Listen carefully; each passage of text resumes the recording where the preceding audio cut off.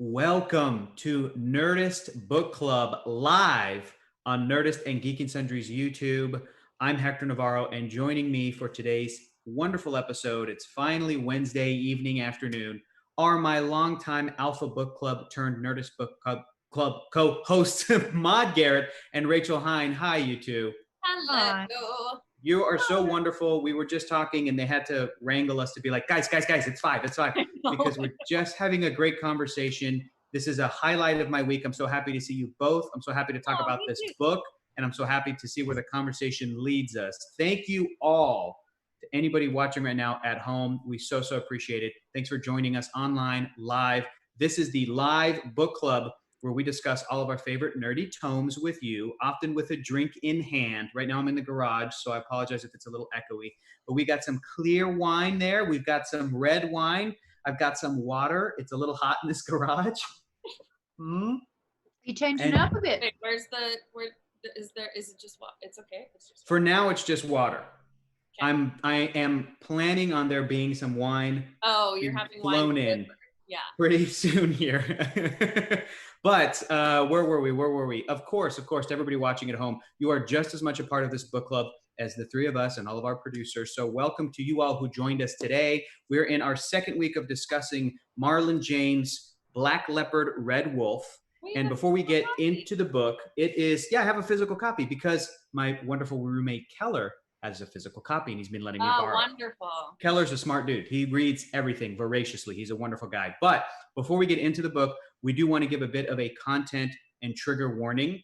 This book is for adults. This book is very rated R, sometimes beyond rated R.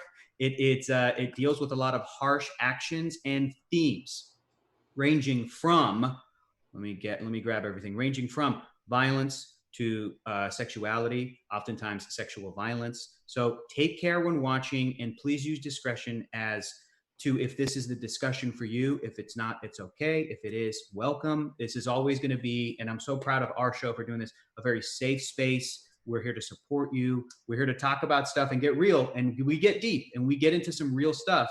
So don't think we're not going to we're going to shy away from that. We're not, but we do want to be respectful the entire time. That is the most important thing. And we want to make sure that nobody feels uncomfortable when talking about this book.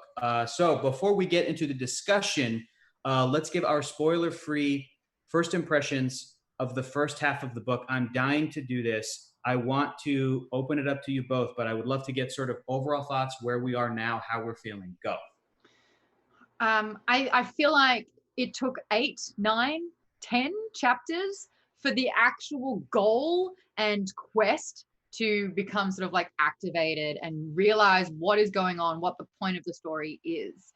And now that I've got the feeling and the feel of what's going on, my nose has been activated. I'm tracking, like I'm on track with it all. And I find it to be a lot more enjoyable, even though there are still so many twists and turns already. Whatever you think you know, you don't at all. And it's just like trying to figure out what information is real, what's good, who's good. And I love that we got to meet Sadogo. Yes, Sadogo has become a highlight character. We're going to get to him. He's our Ludo. Maude, I would love, he is our, what's the name of the character in Hodor? I feel like He's there's your Hodor, he's your Ludo sir. Yeah. He's Groot. He's all of our favorite giant characters. Ludo's a really good comparison. Yeah. I just want to echo everything that Maude said. I feel exactly the same. I feel like the first section was a lot of world building. It was a lot of a change up from what I think we're all used to reading in this genre, and in the way that it was even written and the way that we would read it. The pacing and everything was very different, and it was a challenge. And this section, it's still not a straightforward narrative either, because all of it technically is like a flashback, right? Like it's all something that Tracker is telling us in retrospect, in the past. So the narrative still bounces around because Tracker will slow things down and be like, let me tell you about Sadogo. And all of a sudden you get a backstory for that. Let me tell you about Nika and like why I hate this man in front of me while I'm telling you that story. We need to go back. Yeah, absolutely. That kind of time hopping is just another level of confusion that I have been facing when reading this book. Also similar names, Sadogo, the Sagoma, and what was the last one again? No, that's Leah Salonga. Sadogo.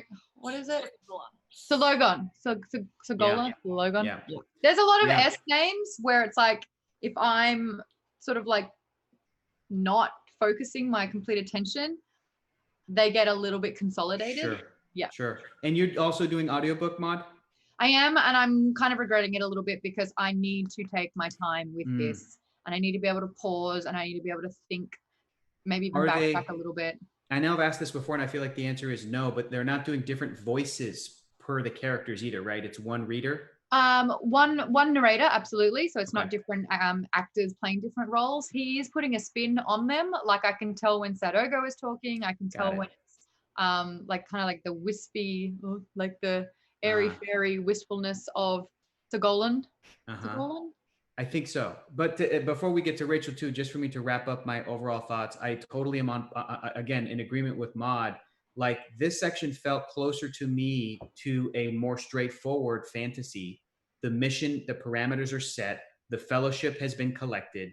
There was an entire moment in the Lost Woods that felt very much like The Hobbit, which is a book we read 2 books ago, but just also very classic sort of fantasy where I could really see and I could really feel what Marlon James is bringing to it in terms of his research, his heritage, bringing in the African myths that I might not be familiar with, but really all myths are very similar in a lot of ways. So this section, the second part of this first half of the book, I have enjoyed more than the first section, which we discussed was a lot of setup. So I'm there, I'm with it. And to what last time echo what Maude said, I was also confused between the characters of Ogo and Sadogo. I did not know they were one and the same until pretty late into the, I was like, I'm dumb. There's Ogos, and then there's the sad Ogo. And that was a great moment that really clicked for me. And I was like, I'm so stupid. That was actually very clever, but it wasn't even that complex and I should have seen it coming. Rachel, how are you feeling so far in the book? I think I'm on the same page as all y'all.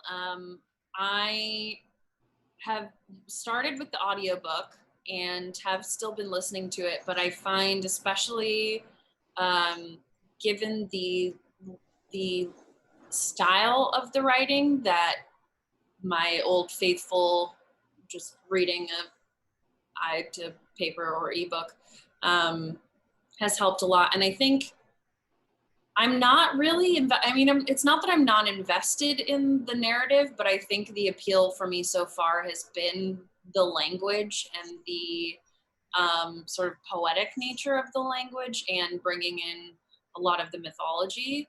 I will say also, this is going to sound very like, I have an English degree, but it reminded me of the similar names I had, was actually just talking to someone about like the Russian authors and trying to, I've been trying to break up my thriller, my side from book club thriller murder stories with some nonfiction, but was talking about Anna Karenina by Tolstoy and how there are a bunch of characters named Alexei, or they're referred to by their last name. Our producer Steven knows what I'm talking about. And it just, the first time I read it was so just me trying to figure out which one is Alexei Vronsky and which one is Alexei like brother. And so I've been trying to keep track of that with this as well. But I'm more so enjoying the, like, not to sound the most Southern California, but like the vibes. Yeah, absolutely. Sorry, was it a ghost? Is it a ghost? No, my kitten was sneezing, I think. Anyway, it's fine. Well, I do have to shout out to Dodo Kiwi because we were talking about Sadogo being Ludo from The Labyrinth, but then Dodo Kiwi says you reminded him of Fezzik from The Princess Bride. Absolutely. I've actually managed to declare both of our favorite movies and character in that, so I kind of like that. Labyrinth. Also, I will notice that I'm looking into and notice some fantasy tropes that we had. There was a couple of moments that were reminiscent of The Hobbit. There have been other moments where I'm like, oh, okay, this is kind of borrowing from like a bunch of different sort of like fantasy tropes. And I honestly relished the familiarity of it. Yeah. And I was like, okay, cool. That's what's anchoring me to this story, because I feel like I'm just all the way up here and I need to pull me back down a little bit. Can you, I'm just getting some wine delivered. Okay. My Amazing. wine. Abby's on the phone. She walks by, she looks in here and she opens the door. She goes, "Where's your wine?" And I'm like, "If you could please." So she's going to get some phone. She's going to get some wine when she's done on the phone. Well, True love. I agree, Maude. And also the confusion about the character names, guys. This is one of the reasons Hector likes to watch the movie first, so I have a clearer idea. Sorry, Rachel. I get it. There is no movie. I don't know if I would want to watch this movie. Ooh, it depends on. Okay. Yeah. Okay. I have a couple of points that I want to talk about, especially with that, because I've been thinking about it as we've been reading it. I've got one too that I want to get off my. Before we do that, to go back to Rachel, you had a point about you may not be 100% invested in the narrative, but we're here for the vibes. We're here for the language, right? Yeah. Question for you. I want to ask this question because I was thinking about it. What if the child is not dead? What if the child, who they say at the beginning of the story, the child is dead? What if by the end of the story, could that be not true? Could that be undone? Could there still be a version of this? What if it's another shedder and it sheds, and shedders can actually, they're body shifters? What if it's not a child at all? What if this child changes shapes the entire time? What if the one causing the death was one of the first things I thought? What if the child is the plague with skin on it? Like the child is actually some sort of, speaking of like tropes, but like very innocent looking creatures that end up, when we were reading in this section sort of the lightning woman and how she invited this boy in, and then all of that happened, I was like, did the boy do, like, I'm not sure. But I also think this is there's so many different ways to read a book, right? And I think this one speaks to the part of my brain that likes looking at the linguistic element of it versus, and it's also personal taste, but what I read on the side, as I mentioned, is like a lot of like twisty, put the pieces together, right? Where if I gasp at a book, which I did recently, then I've that's a win for me, where I've been fooled. Whereas this one is so much about mood and learning about language and learning about this magical realist or just magical world versus like what's going to happen on the quest. Like that is the least sort of interesting thing to me so far, which is interesting because you were saying, Maude, and I think Hector, that you're I needed purpose. Like I hadn't really found purpose because of the world building, but the problem is it's like there's not clear world building, and there never has been, and there's not clear instructions on this. It's unreliable narrator within unreliable narrator within.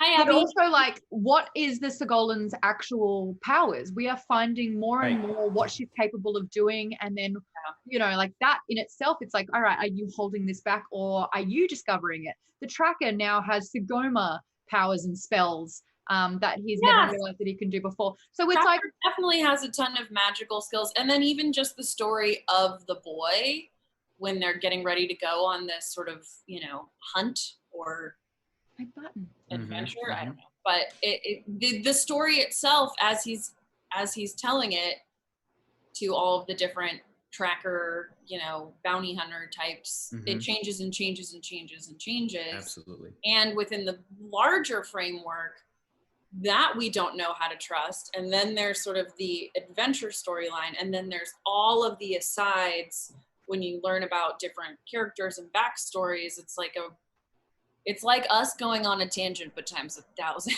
Yes. And usually with science fiction and fantasy, when you do world building, it is defined by rules, the rules of magic, the rules of the world. And there are none in this book. Yeah. And I think I'm struggling with that a little bit. Like that sort of like tangible kind of like, all right, what is this? Oh, a new thing? Sure, why not? All right. Oh, new character? Oh, the buffalo. Is it a shapeshifter? Maybe. Could be. Probably not. We don't know. And I was just like, I need more concrete sort of like rules. Yeah. That's the struggle. I know we've talked about this before. That's the struggle that I've personally had with a lot of fantasy. And to me, the best fantasy is able to establish those rules, whether they break the rules in their own world or whether the rules are sort of normal commonplace for that world, but at least letting the reader know, hey, this is separate from your Earth. This is more supernatural. This is whatever. Again, it's why I've always been drawn to superhero universes, because they are they're the easiest to explain. They're our world, except boom, a kid got bit by a spider. They're our world, except boom, this billionaire made a suit of iron. That's, there's only like one thing supposed to be different for the most part. I usually love an unreliable narrator, and it's not that I don't love it now, but I think that if you generally, there's sort of and this is definitely the case in the kind of books that I read in my own time, but you think that you know the rules and then something sort of flips the script, right? Like Gone Girl is a great example, which we have read on a previous version of the show, which was just a great time. But it flips the script, whereas it's just all sort of chaos. Like, here's a rule. Nope, it's this one. Here's the story. Nope, this is, and it's all over the place, which I think it's really well constructed that he even is thinking this, it's so complex and he's keeping abreast of all the different threads. I feel like if I read it again, it's one of those, or like a mind fuck show where you get to the end, or a movie and you're like, I have to watch it right now that I understand it. I don't know if we're going to get to that point. I don't know if that's the point of this. I have a feeling yes, because some of the research that I've been doing, they like highlight particular moments, and they're like, on my second read, this was so obvious. So that's very appealing to me. That's like one of my favorite. This is also a murder mystery, and like a detective, like Tracker's gone full Batman now. So it's like I kind of like this piecing information together. But as a reader as well, I like hearing from our narrator. All right, this is what I've heard. This is why that's not true. This is why this could be a lie. And I'm like, thank you. I needed that. Yeah. That was a great conversation with Leopard when Leopard was like, what happened? I was out for like an hour, and he was like, Leopard, here's what's going down. And we're like, oh, okay, go. That was really helpful for me. The Michael Pena version from Annie. Yeah. I know we also have made this comparison before, but we just finished reading Dune, last book. Frank Herbert did a lot of research before he even sat down to write it. Marlon James did the same thing. I feel it in both. I feel that these are both authors that clearly had like, notebooks and notebooks and notebooks of ideas in all of their planning before they were like. American Gods too, especially in this section with research. And also just because it's based on, and I guess they all have sort of religious and mythological undertones or overtones, but this section particularly reminded me of American Gods in the, sort of this like time passing in a different world and different doors that then take sort of, just that playing around with the concept of dipping behind into the shadows and time of the universe. Differently. Yeah, totally. Okay. I think we pretty much, go ahead. I'm going to hit socials really quickly, actually, while we were talking about the structure of this book and that there is none. Miss Necromancer said, well, there are no rules because it's not a third person narration in the traditional sense. It's not like a history text in a fantasy setting. It's a guy telling a story who may be lying. And then most fantasy books are written like you're reading a history book from that world, and this book breaks that tradition. She also said if it's true that the sequels will be from other perspectives, I can't wait to see Leopard's point of view. Because then we know why he got the fuzzies. And then Black Belt 23 followed up saying the next book is called Moon Witch, Night Devil. So my guess is going to be from Segolan's point of view. Yeah, which that's is good call. Exciting. Which is weird dorks. Another comment I want to read. Avery Adventurous said, Tracker's conversation with Bunshi is what finally hooked me, I think. Her story being told from the slavers and Tracker not fully believing either of them. And Clever Girl said, I feel like there are a lot of loose ends right now that I'm waiting to see how they fit together. I agree with that too. So let's just dive in. I'm going to skip the previously on. If you did it, you're in it. If not, we'll catch you up. Chapter 7. What's that? Watch our last episode. Just watch our last episode. But we've got 40 minutes and we want to get through. And this book is so dense and so much happens. And I want to make sure that we have enough time to discuss, but also just a shout out to the Geekbomb Patreon, because if we run out of time, we're going to take that conversation over there. And it's always a great conversation. So Chapter 7, Tracker and Amadou have a tense meeting. The slaver outlines the job. A baby boy went missing 3 years ago from his Kongori housekeeper. While not his son, the missing child is precious to him. Other people will be on the job as well, competing for the money, which Tracker expected, but Leopard did not. Amadou tells them to meet him at an abandoned tower in 4 days if they're in. Tracker and Leopard go about their business for a couple of days until they come across the slavers sent in a building with seemingly no door. Inside Amadou, his date feeder, Bibi, and a female mercenary, Nasaka Nevampi, interrogate a woman with lightning coursing through her. She tells a story of a child who she invites into her home, who then brings in a white man into the house who kills her family and transfers lightning into her. Amadou wants to use the woman to track the white man since he suspects the boy is the missing child he seeks. And they explain in this part of the book, too, that somehow through this amazing occurrence that happened and she gains these lightning powers, when she gets let out of a house, she will walk towards this white man. She will just be honed in on him like a magnet. So they're trying to use her in that way, which I thought that whole section I thought was very, very, very X-Men, very Marvel Comics. I was going to say very Jane from Doom Patrol. But what I'm noticing as well is forms of Tracker.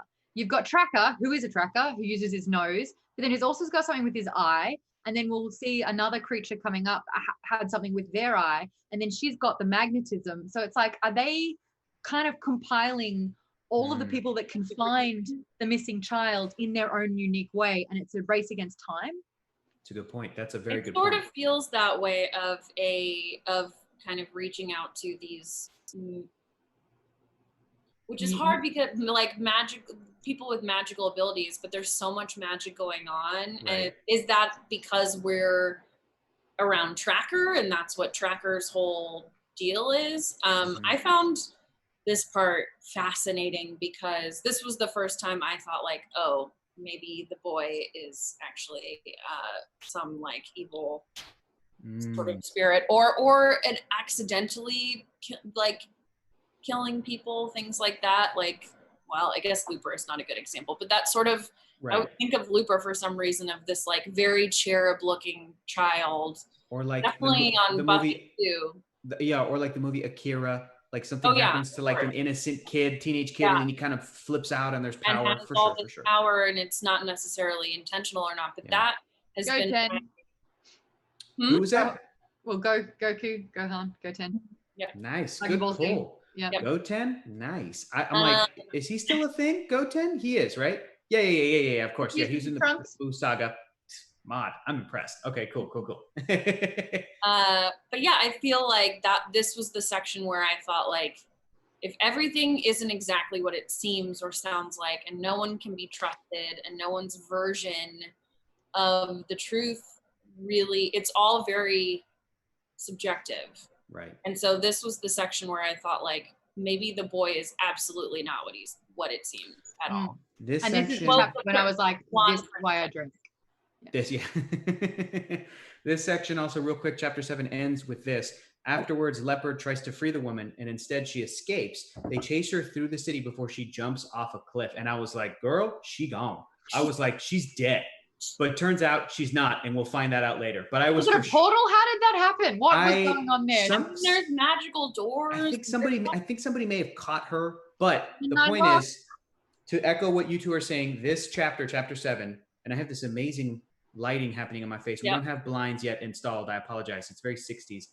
This chapter very detective noir. Very much. Very noir. It's a little Kira in Solo, which was the part of Solo. Kira, if you ever wrote a movie. I liked Chewbacca, but Chewbacca's always Chewbacca. And I liked Lando. That was fun. Okay. Lando's good too. My take on this chapter was, like Maude was saying earlier, this felt like Fellowship. This felt like, okay, they're gathering the players, the characters, and here's the fantasy quest. So I really dug that. Chapter 8, Tracker and Leopard go to the meeting at the crumbling towers. Also, there is Nasaka Nevampi, Sadogo, and a witch named Sogolan. Yeah. Amadou tells the story of the kid again, but Tracker notices the inconsistencies. Another unreliable narrator in this whole thing. If Tracker doesn't get the truth, he's out. That's when Bunshi arrives, melting from the floor. Tracker thinks she's Omoluzu, but she's different, possibly a demigod or a god. She's the one seeking the child. My take on that was the Omoluzu, they come out of the ceiling. Mm-hmm. She comes out of the floor. I actually saw this as a fallen angel kind of scenario. Totally. That's a great. Same but different. So it's like, yeah, that's how I saw it. So one is like the evil entity, and I think she's like almost a good because it's that opposite yin yang kind of like fit. Totally. I could be wrong. No idea. That's my take. Back to you. But I think that's great about reading this about Black Leopard, Red Wolf is a lot of it is me going, I could be wrong, but this is what I think it could be. I mean, I remember last week we talked about, I was like, I think Tracker is Red Wolf. And I kind of got confirmation while reading this section. I was like, I think Tracker and Black Leopard, Tracker and Leopard are a thing. And I kind of am anyway, the other thing I didn't mention is in that last section, is that the first mention of a white person in the world? This character who is, right? I think so, which I'm like. I think so, which to me obviously felt evil. I mean, if this is a magical Africa. White people are evil. Women have brought on their own flaws. So women are weak in this book. Oh, definitely. I mean, there's some, and I don't remember who Maude you were saying in the chat was saying that seeing other characters' perspectives in later books will be interesting. But I do think that the way that women are portrayed and viewed in this section to me feel like an extension of Tracker. Yeah. Yes. Yep. They are. Versus the author having that, you know what I mean? Like it's and it's Tracker's trauma, and he's obviously been a child, and his only sort of like witnessing of how women behave were his mother being absolutely abused by her husband, who was then abused by her father-in-law, and so he blamed women and her for being so weak that she let it happen. So that is a form of trauma, and that is like obviously how his depiction of women are.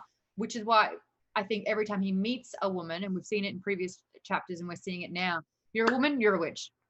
Yep. Yeah. It's like, what? Which, not wrong. No, I'm just kidding. But I also feel like, too, the fact that he can't participate in this sort of coming of age, becoming a man ceremony as well is sort of, whereas in Dune, there's almost this embrace of masculine and feminine sides.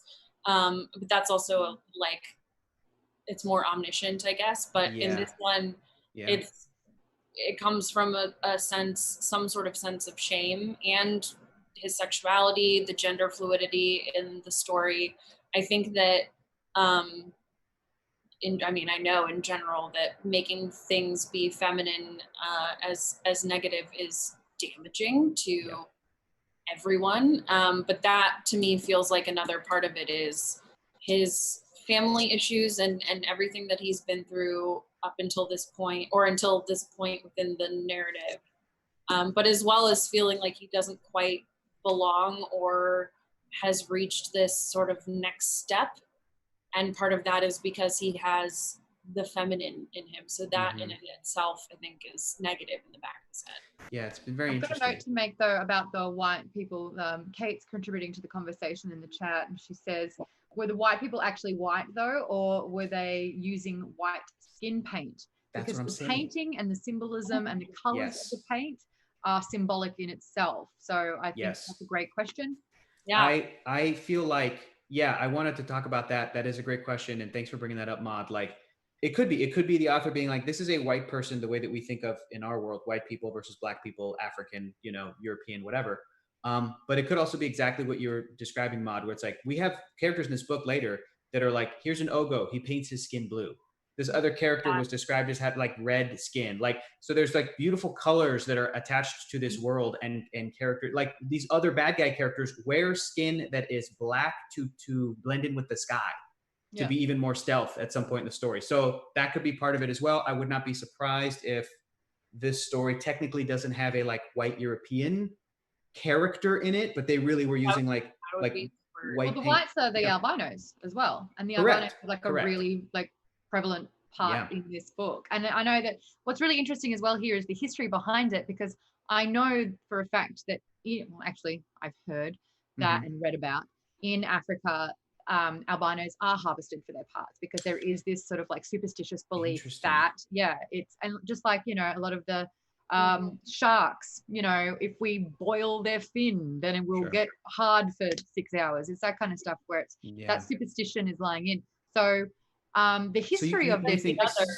You think Marlon James is drawing on some of that? That's some of that That's history what's or folklore. So much of the lore is taken from so many different religions, mythos, like the collection and accumulation of all of these stories, and like some of them real, some of them not, some of them borrowed, some of them, you know, twisted a little bit.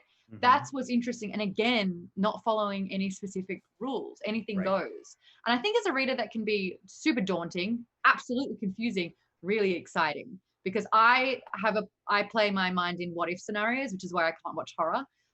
But in this instance, when you're presenting something to me, I start sort of like micro-analyzing. Oh, what if it's this? What if it's that? Because there's no rules. It could be anything. And that is exciting and confusing and daunting. Maude, can I ask a favor? A few months ago, Keller and I showed what we thought was like the scariest movie ever, The Exorcist, to Abby and Chelsea.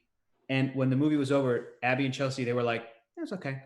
And Keller and I were kind of deflated. We were like, "Oh man, we thought it was so." When did you first watch it though? Right, exactly. When Keller and I were younger. Can you, Maude, when the quarantine was lifted? That might be easier. The Exorcist, because I know the story, so like the what ifs are removed. What I'm asking is, Maude, when quarantine is over, can Keller and I have you come over to watch The Exorcist? Because we really want to scare the shit out of somebody, and we would love it. Can I watch? Can you please? Yes, please. Both of you guys come over when it's safe.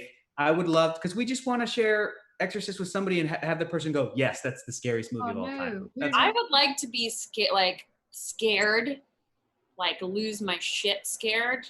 And it doesn't happen that. Have you seen The Exorcist, Rachel? Yes, I saw it at a way too young age. Yeah.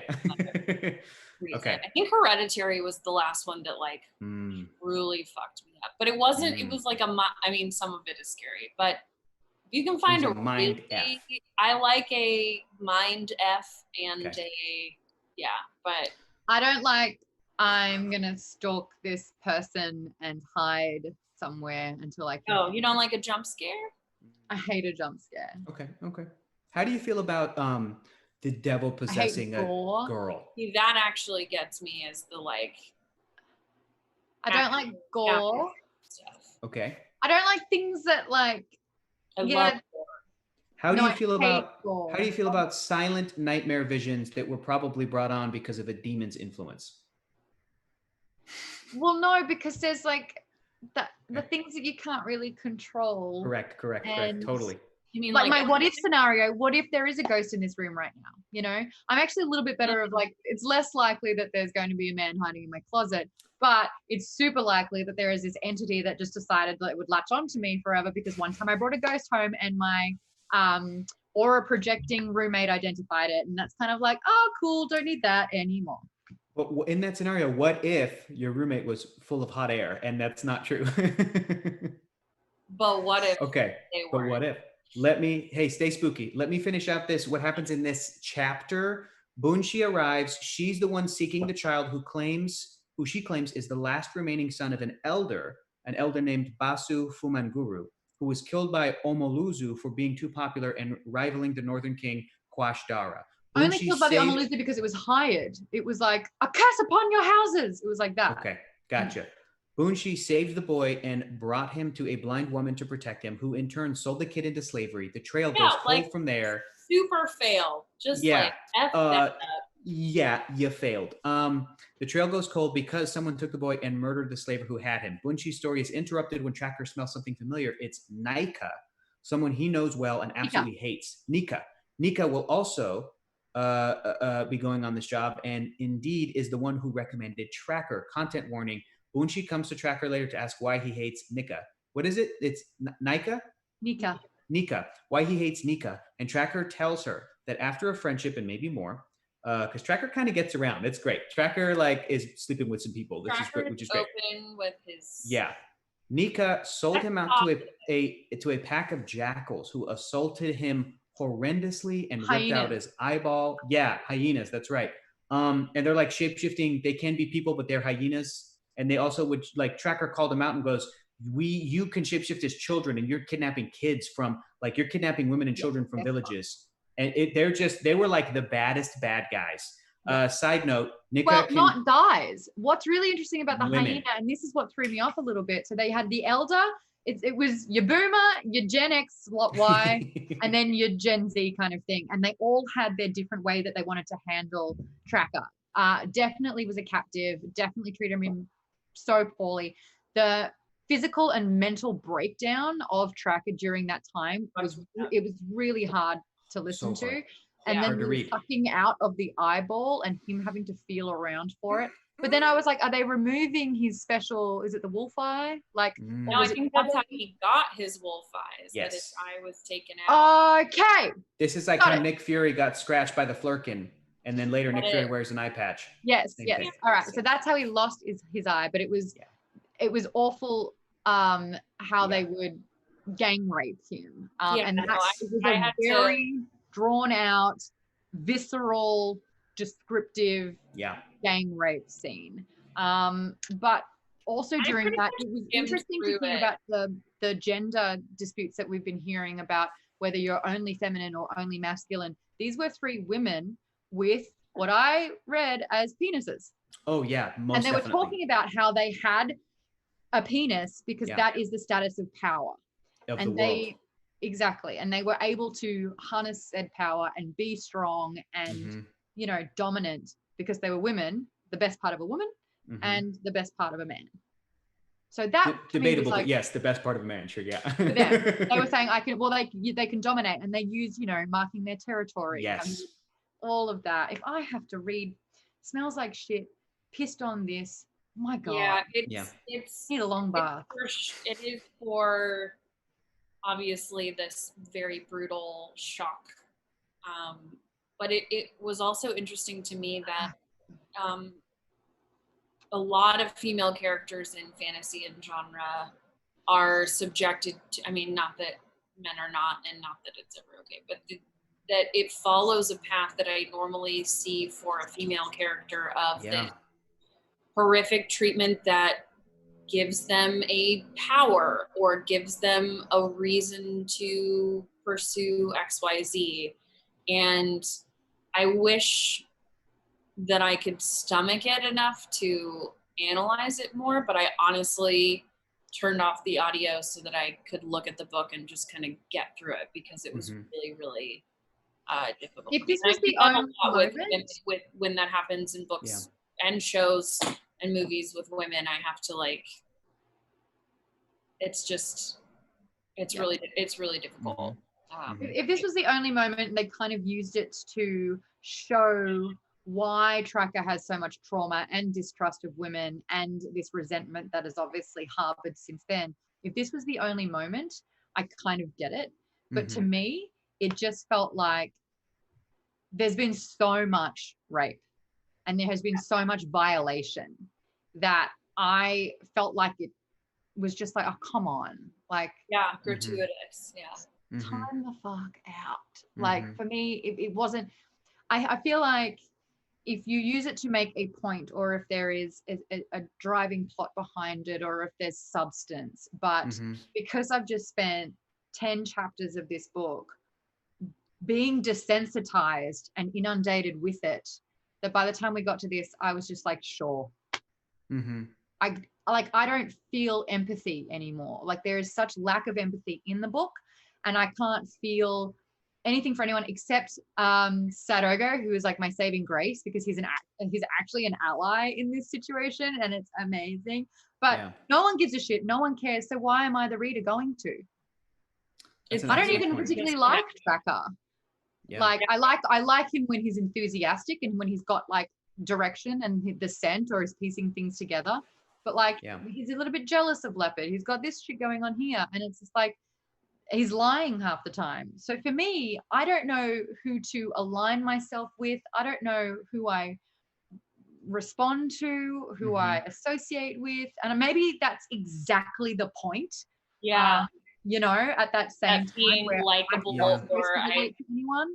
And that emptiness is something that I am being forced upon, so that Marlon James can be like, this is a reality for some people, and this is super uncomfortable and disturbing for you, and all you're doing is reading pages of the book and you're not even living a day of it. So I get that. Sure. Absolutely. And I think also the idea that no matter what a character has done or their perspective or all of those things, I think it's, no matter what, it's horrific, right? And it's, I'm not trying to equate this book to this mentality, but it reminds me of the sort of, well, as a father of two daughters, that sort of like, well, if this character was more palatable or more clearly defined, but it does become desensed, like, there's only so much you can take where you're like, we're already inundated with this kind of imagery and reality. It's the same as when I talked about how the movie Joker, the Todd Phillips, Joaquin Phoenix movie, made me very deeply uncomfortable. Yes. And I could not, I guess, I mean, again, I think that's the point of the film, but like the violence in that movie, I thought was really harsh for what it is, but it's rated R. Yeah. I thought, and I expressed something like this on the internet, and people were like, well, how do you feel about John Wick movies where they're even more violent or they shoot more bullets? And I went, I feel like there are some stories where the firing of one bullet is more impactful than obviously a story where there's just because it's about the tone and it's about the rules of the world and it's about all of that. And in this story up to this point, because so much of it is matter of fact, because it feels mythic, it feels like somebody's telling you a story where it's just like, then this happened, then Zeus came down and turned into a goose, and you know, it's so matter of fact that you do tend to be like kind of glossed over. I feel like now would be a good time to first of all, Maude, did you see a comment that you wanted to read? Absolutely. Apparently hyenas can show external genitalia. No way. Yeah. So that's actually indicative, like they're not using that in terms of like just saying the story, but because they're a hyena shapeshifter, that is actually in lieu of what is real about hyenas. Oh, that's super fascinating. Wouldn't have had any idea. Thought it was just sort of like distorted for the sake of the story. Nah. The reason why they are hyenas, sort of commentary on gender, yeah. And I got to mention too, the hyena characters were laughing at him, and that's something hyenas do. And I'm like, ooh, that's such a like a turn. I will say that the narrator did an amazing job at that. Oh yeah, that was that's great. Yeah. So I feel like now would be a good time before we move on to kind of what happens at the end of chapter 8 and into chapter 9. I want to talk about if this thing is going to be adapted into a movie or TV show, because what we're discussing, I feel like they're related. Because Maude was saying, I'm feeling this while reading it, and all I'm doing is either hearing words or looking at words. Can you imagine if this gets translated to film or television? Here's what I want to talk about. I feel like major elements of the harshness of this will change, or it will be shown in a different way. Because just like when you read like a comic book, like The Walking Dead, and you can flip through it and be shocked and go, whoa, that's crazy. Look at these zombies. Look at the violence. And what the characters are saying seems totally, it makes sense. This is zombie world. When you see human actors act it out, it's different. Yes. It's different, and it adds another layer of realism and horror to it, like real. And I think what they'll do is assumed. So they'll kind of shoot the thing so that there is an assumed action took place. So you don't necessarily have to see it, but the before and after kind of depicted that's what went down. The other thing I think could happen would maybe be a lot of artistic license, a lot of artistry involved, a lot of like kind of, you know, metaphor happening in you know what I mean? Because the book already has such a beautiful language. The language and the stark colors, and it feels very like, I can imagine a very sort of avant-garde indie director taking this on and using imagery to sort of elicit the same feelings or situations.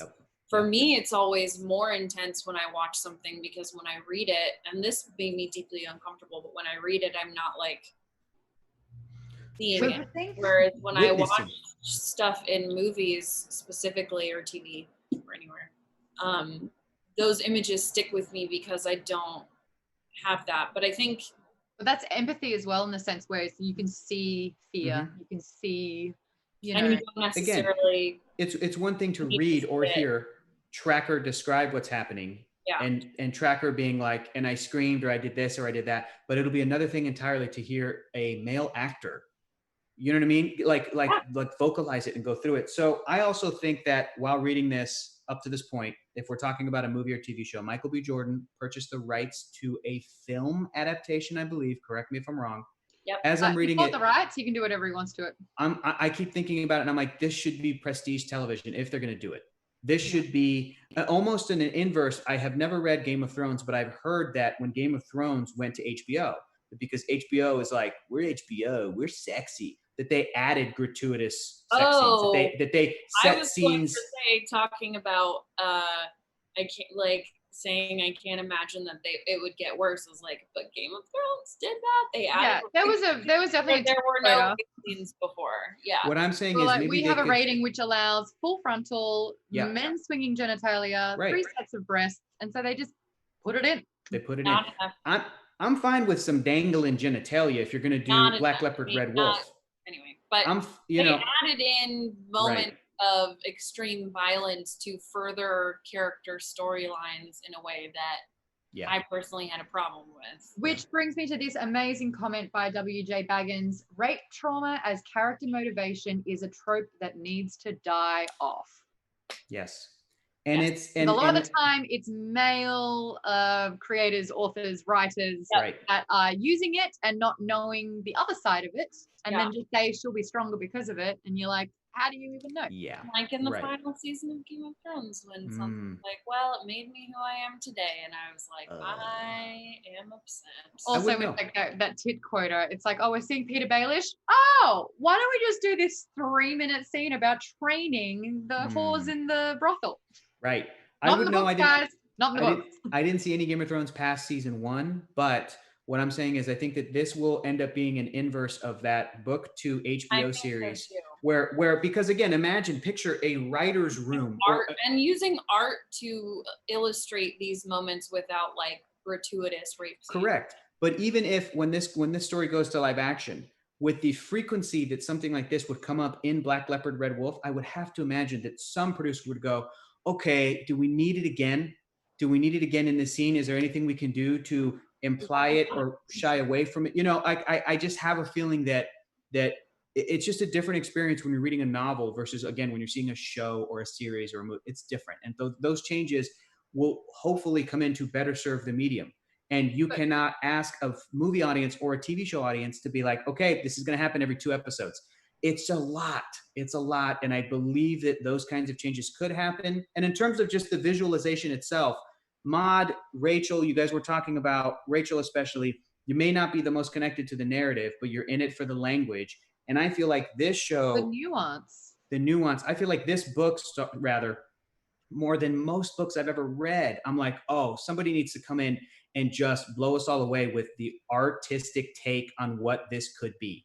I am dying to see. Such a languid, poetic. I am dying to see. You could take a lot of the horror that the sort of matter-of-fact horror that we see or read, and translate that without it feeling like you're like we're being bombarded with this imagery, especially because we are very used to this imagery. And I would love to think that producers of a show or a film would not do that every 2 episodes, but I've definitely seen shows that do that. And I would love to see it interpreted in a way that we haven't necessarily seen in film and TV before, that it is sort of this splash of color and emotion and imagery without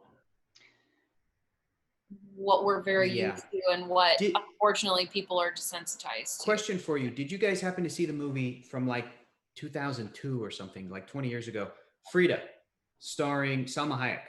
Did you guys happen to see that movie? Stephen, did you see that movie? No? In it, so Frida Kahlo, about the artist Frida Kahlo, the Mexican artist. Oh. She, starring Salma Hayek. And Alfred Molina's in it. Yeah. Alfred Molina. I thought you said Freedom. Yeah. Not Freedom, Frida. I thought you said, okay. That's okay. So Rachel did see it. Steven saw it. Mon, if you haven't seen it yet, I remember it being good.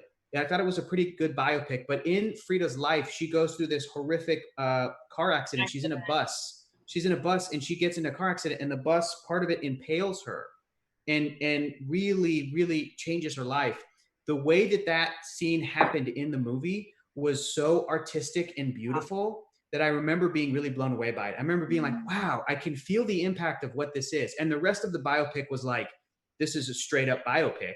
You know what I mean? And she's in the hospital recovering. But it brings this sort of, I think the magical realism is an important part of that also, where I've just been thinking about that scene a lot when I'm reading this. I'm like, man, they could, flowers blooming or different things that are happening, or even the electricity in some of these moments. Like there are a lot of visual cues that could make very clear what is happening without subjecting us to yet another like Maude. What I feel fascinating about this book is that it can vary, like it's a lot, there's a lot going on. So there's actually a lot that you can choose from in a direction that you can take it. This book could easily, or TV series version of this book could easily be an epic quest fantasy. It could easily be a detective kind of focus on the detective narrative. And it could easily be a horror. It could be all of those, or a thriller. I would say thriller with horror elements, but like a thriller or a detective or an epic fantasy. And it would still be doing the story justice. You'd have all of the elements. I would say a lot of my like Sharp Objects is one of my, I mean, I love it. I think it's really well done. It's not fun to read, but the cross section of this like trauma meets detective story with magical realism elements, that would be like if I were sort of taking it into a genre thing. But I think I always pick up on I think we all do, but that's sort of like the emotional core in this trauma. And I think it's so below the surface for Tracker in the way it's written, but we know it's there.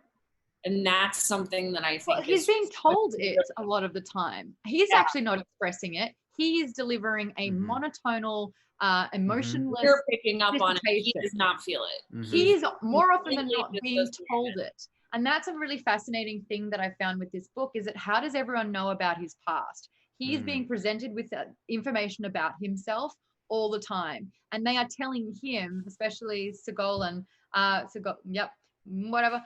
is saying to him, you have done this, you do that, this is why you behave this way. And he's being told who he is as a person. And narrator, Tracker, is not telling us who he is as a person. We are never getting any emotional connection or emotional response from so many of these things.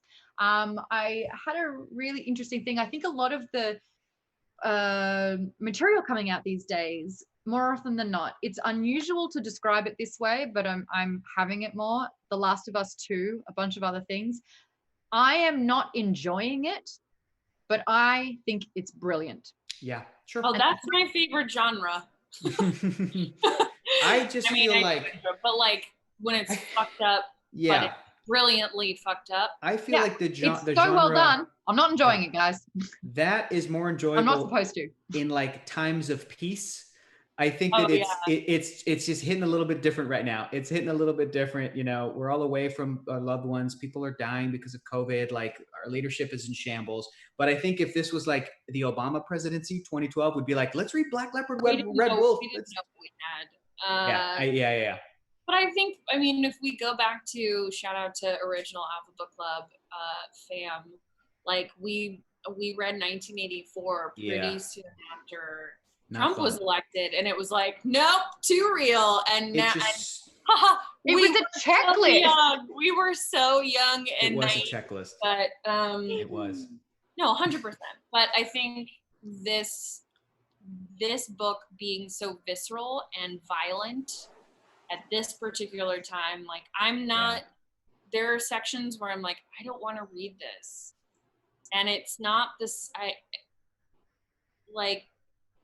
I don't know. I think I read a lot of thrillers and things like that, but they're not very visceral. It's more about someone solving a thing than being immersed in it.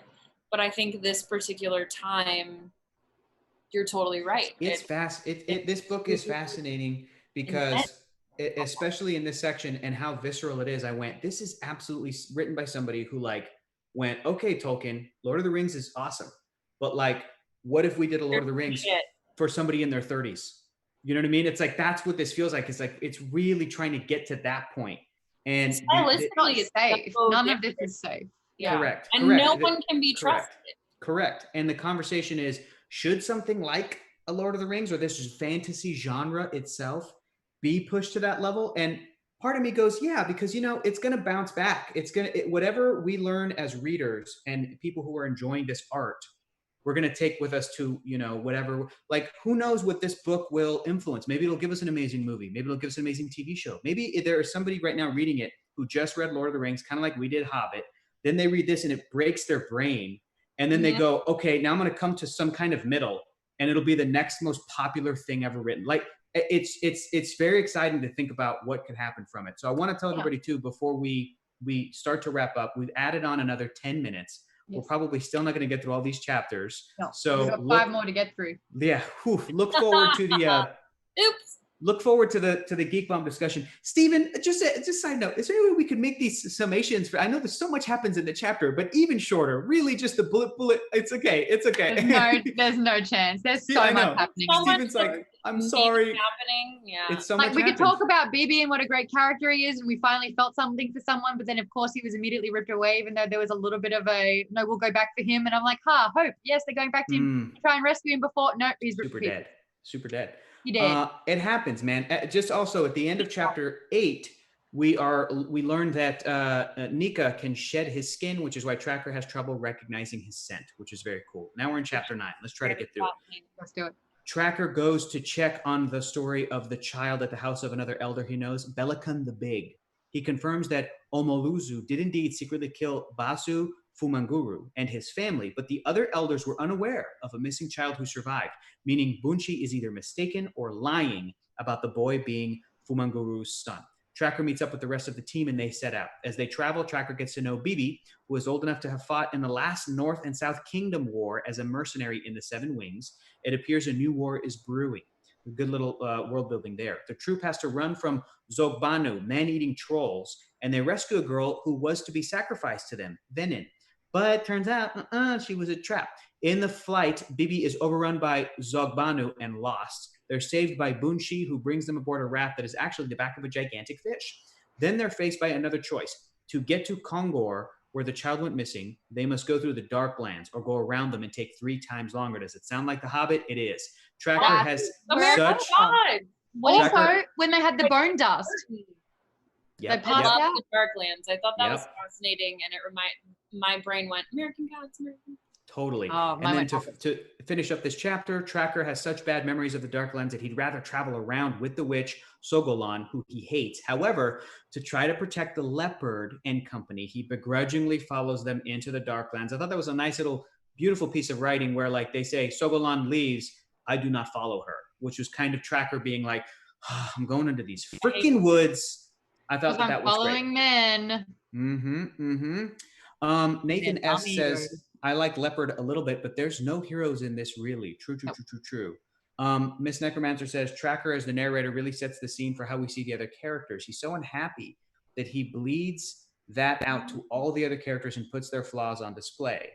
Hector Reyes says, this book is art, but it's not comfortable. That's a good way to put it. It's a very good way to put it. Really good art. Oh, and apparently, wait, is this true, Stephen? Did the book just won the Locus Award for Best Horror this past week? Black Leopard, Red Wolf. Makes so much sense and makes my feelings make more sense. That tracks. Because I think Game of Thrones you don't think of as like horror, which also the definition is whatever. But any thoughts on everything I just summed up for that specific chapter? Love it. I really liked I guess it's in the next section. I like the Darklands? Yes. Let's get to it. Chapter 10. I love the Darklands. Me too. Maybe one of my favorites, but then we got to Sedogo later and I was like, no, this is my favorite chapter. Chapter 10. You can't tell what is physical or spiritual in the Darklands. Tracker is haunted by a choice he recognizes that he calls the Anjonu. A voice. A voice, that's right. Tracker saves an unconscious Sedogo, Leopard, and Fumeli from being eaten by the Anjono. They were drugged by bone powder. They escape through a mysterious door with locks. The tracker repeats a spell he claims he never learned to open. For someone who hates magic, word he says. I do. In the case of him, just like doing a spell that he didn't know he knew, I was like, that's somebody put an enchantment on him. No, I think he knows way more about magic than he is saying. I believe you both. It could be either. There are no rules.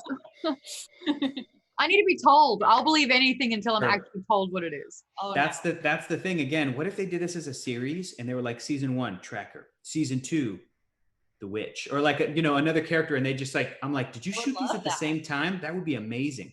Oh my god! So they were right. I had a ambitious. whole pilot, ambitious. I had a whole pilot idea about this. They were drugged by bone powder. They escaped through that mysterious door. He opens it somehow magically. For someone who hates magic, he sure does know how to use it in a pinch. The door leads them directly to Kongor because this is one of the 10 and 9 doors. So I guess 19, 10 and 9, which can transport people through space and time. And this to me also felt the most like Marvel Comics. This felt like Marlon James drawing upon some of that love of comic books that he grew up with, because he did grow up with comics and Marvel Comics and the X-Men comics, because that was stuff he could get his hands on growing up. Mm-hmm. Whereas books and novels sometimes weren't so easy to get a hold of when he was growing up where he grew up in Jamaica.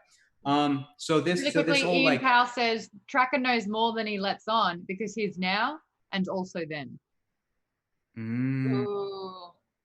Thank you, Ian. Like Dr. Manhattan existing at all times of I'm tired of this. He is the timeline. He's the timeline. I like the Darklands chapter. Any other thoughts, ladies, on the Darklands chapter? It was very Hobbit for me. I dug it. Hobbit meets a little bit of the Magicians in terms of going to. Oh yeah.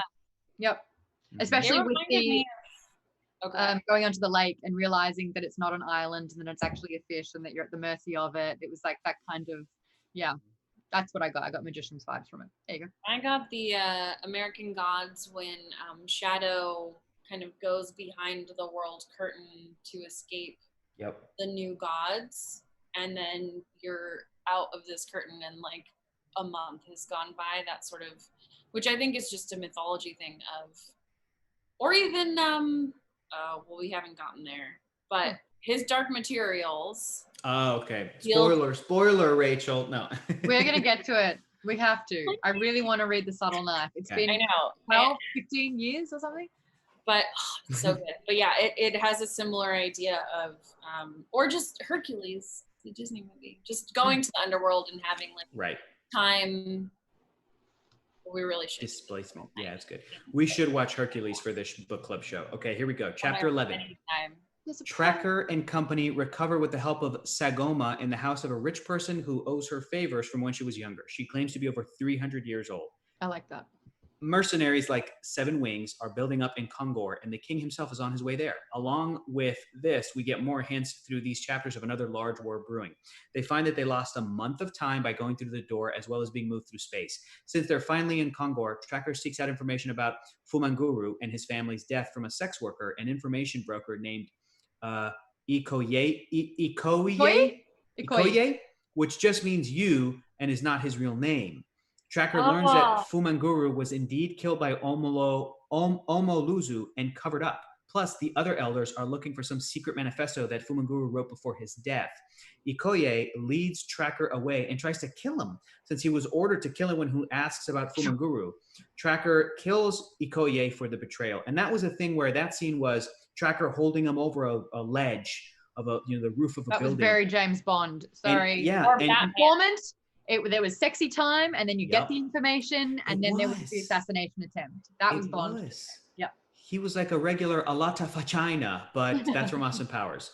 But Ikoye also, when Tracker was asking him, how did you know that? Who sent you? How did you know that? Ikoye was like, I don't know. Like somebody put a spell on me, and once somebody were to ask about what you asked about, I was going to spit out some gas. I thought that was a very interesting, there's a lot of enchantments being put on characters. But Bond is a very good. Very good. All right, we've only got a couple minutes left. Tracker manages to kill a scentless body covered in magic sigils. Thank you, sigils. I know that word, sigils. The body rots to dust, and from it, a winged cyclone-esque spirit escapes into the night. Tracker realizes that the child was the target the whole time, not the Fumanguru speaking out against the king.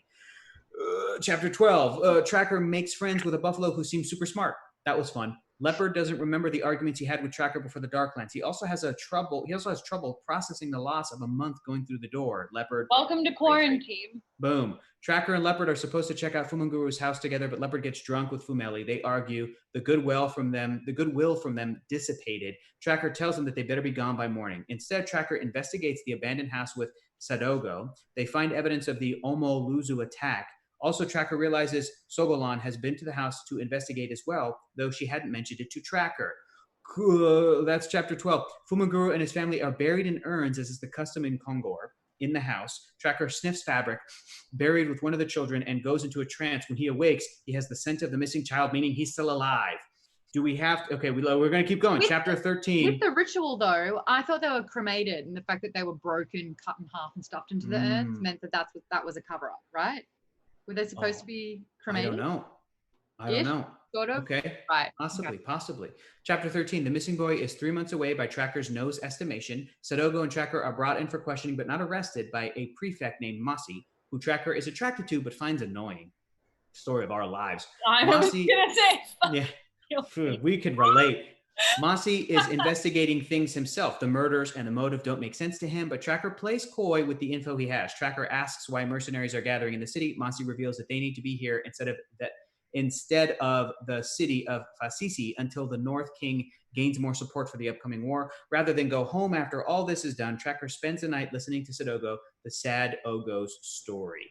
Highlight of this section. Loved it. Learning about Ludo. He's such a gentle giant. The next episode with this, because I love hearing his stories, because we finally have someone that is actually that has empathy, that is looking out for people smaller than them, that actually can differentiate between right and wrong. And this is the only moral compass that we are presented with in this entire book.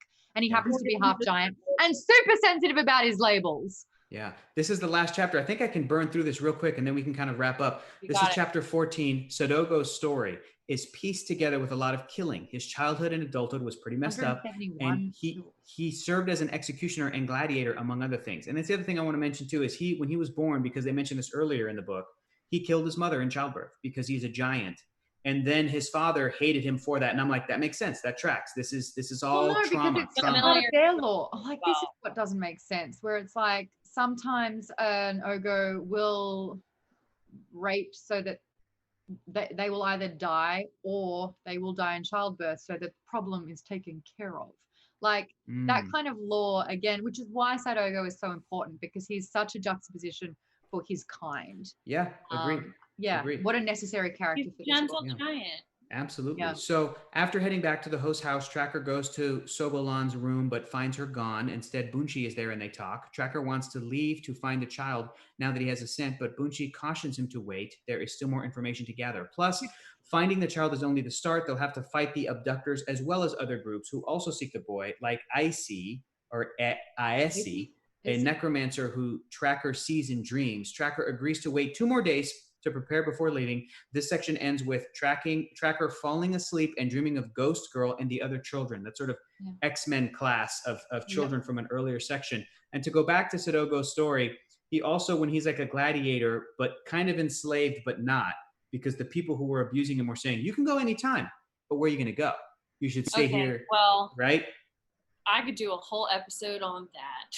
I think we'll definitely talk about it in the Geekbomb Discord. I want to talk about the fact that gladiator battles have actually occurred in both Dune and this book already, and what the significance is about that, because it's in a lot of different lore. Yeah. Your homework is, if you happen to have a copy of the book like I do, I always like to do this. I like to take one bookmark and take it to that section. Your homework is to finish chapter 20 and stop at chapter 21.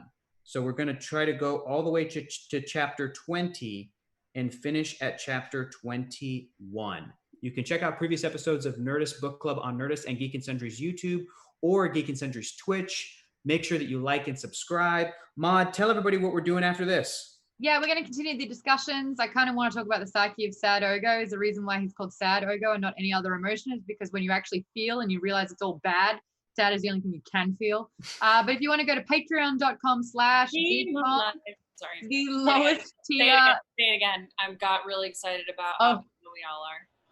Patreon.com/geekbomb, the lowest tier. Sign up for that, and every single after show that we have, you have access to that on the Geekbomb chat through the Discord, which you'll get immediate access to. Check out the other tiers that are there as well. There's a lot on offer, including other shows that we do, but that's really exciting. You guys have been really great about this book as well, and it's always a pleasure talking to you about it. And shout out to all the Bomber backers who are in the YouTube video chatting away right now. So let's go do that right now. And until we see you next week, goodbye. Bye-bye. Have fun storming the castle. Bye-bye. You think it'll work? It'll take a miracle. Bye-bye.